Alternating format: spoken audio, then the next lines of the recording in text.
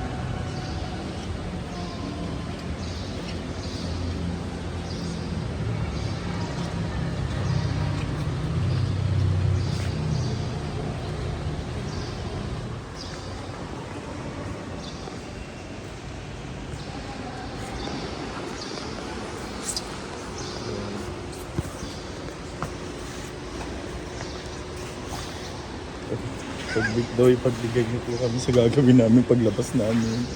Kunyari magpapanggap na po kami ng mga vlogger. For fun, ano lang po, purposes. Tara.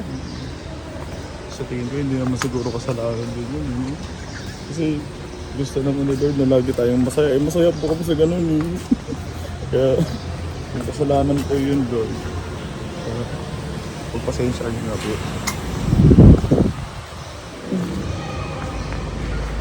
Labas ka, no? Hello, guys. What's up, fans? Pero meron ako nakita doon na ano, na yung Mama Mary. Punta natin yung doon sa mag-ibig. Malayo ka, parang hindi ko... Hindi ako doon. Hindi. Ha?